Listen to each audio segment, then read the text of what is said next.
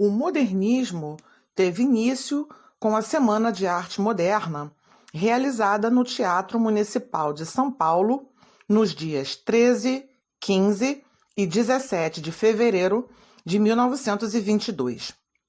Idealizada por um grupo de artistas, a semana pretendia colocar a cultura brasileira a par das correntes de vanguarda do pensamento europeu, ao mesmo tempo que pregava a tomada de consciência da realidade brasileira.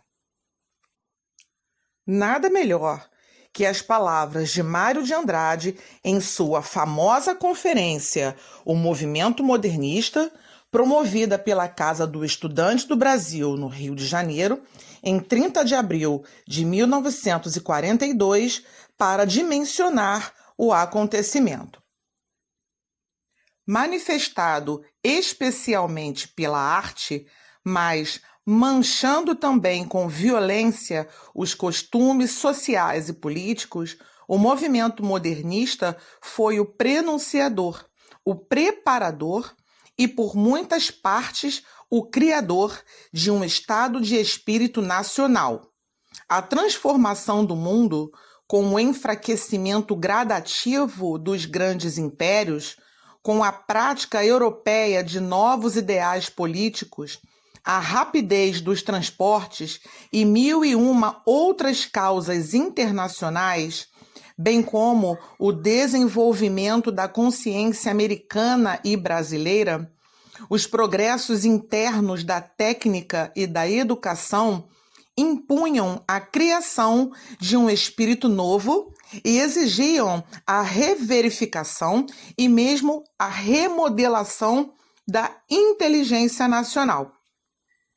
Isto foi o movimento modernista de que a Semana de Arte Moderna ficou sendo o brado coletivo principal. Portanto, a Semana de Arte Moderna deve ser vista não só como um movimento artístico, mas também como um movimento político e social.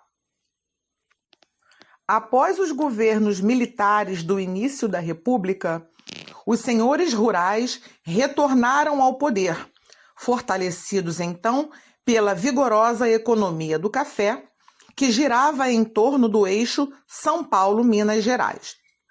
A partir do governo de Campos Salles, de 1898 a 1902, foi instituída a política dos governadores, ou seja, os governadores apoiavam o governo federal e este apoiava os governos estaduais. Essa situação beneficiou os grandes proprietários rurais de São Paulo e Minas Gerais, que se revezavam no poder, resultando na famosa política do café com leite. Ora, um paulista ocupava a presidência, ora, um mineiro, que perdurou até 1930. Por outro lado, as principais cidades brasileiras, em particular a cidade de São Paulo, conheceram uma rápida transformação em decorrência do processo industrial. Foi a Primeira Guerra Mundial, de 1914 a 1918, a responsável por esse surto de industrialização e consequente urbanização. Em 1907, contávamos 3.398 indústrias no Brasil. Em 1920, esse número chegou a 13.336. Isso significou o surgimento de uma burguesia industrial cada dia mais forte, mas marginalizada pela política econômica do governo federal, voltada para a produção e a exportação do café. Ao mesmo tempo, aumentava consideravelmente o número de imigrantes europeus, notadamente os italianos, que se dirigiam para as regiões economicamente prósperas, tanto na zona rural, onde havia o café, como na zona urbana, onde estavam as indústrias. No período de 1903 a 1914, o Brasil recebeu cerca de 1,5 milhão de imigrantes.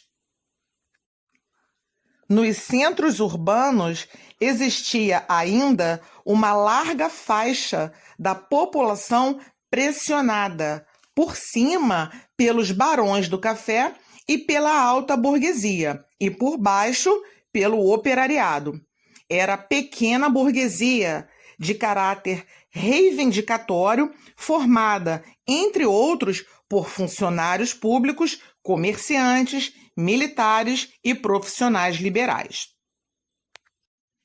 Como se percebe, era um Brasil dividido entre o rural e o urbano.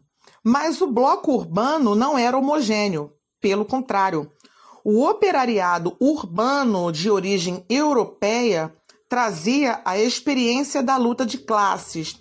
Eram trabalhadores, em sua maioria anarquistas, que se organizavam e publicavam jornais, como La Batalha, que circulou em São Paulo entre 1901 e 1911.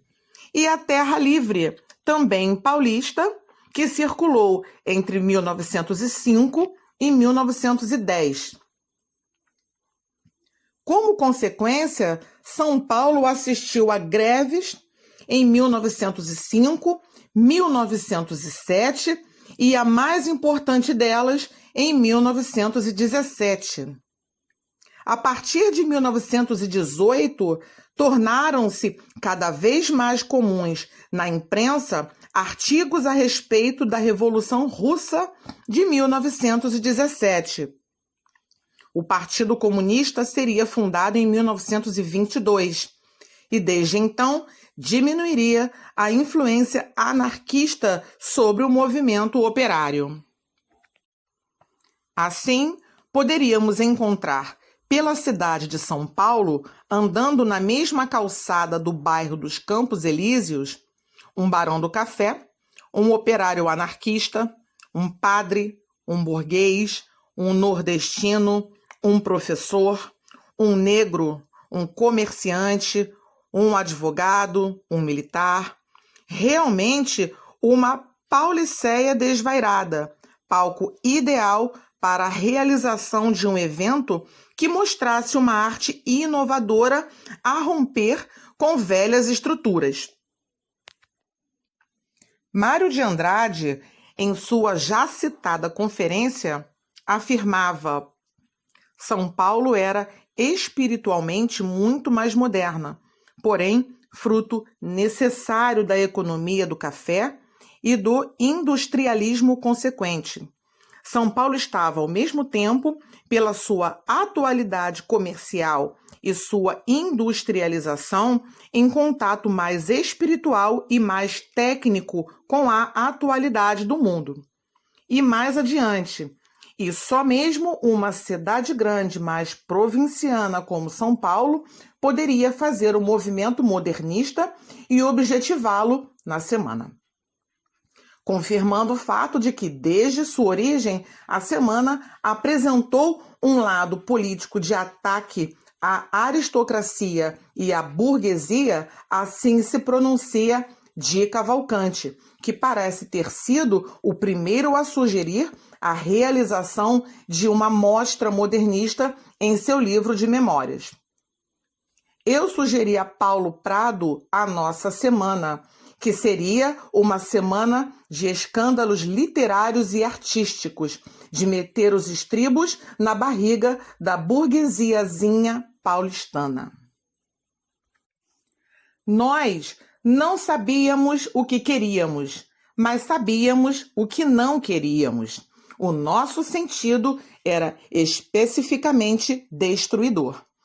Essa frase de Mário de Andrade reforça o caráter revolucionário da chamada fase heróica do modernismo brasileiro, a década de 1920, com a Semana de Arte Moderna identificada como o brado coletivo principal de uma série de transformações, tanto no âmbito internacional como no interno, tanto no campo artístico como no político-social.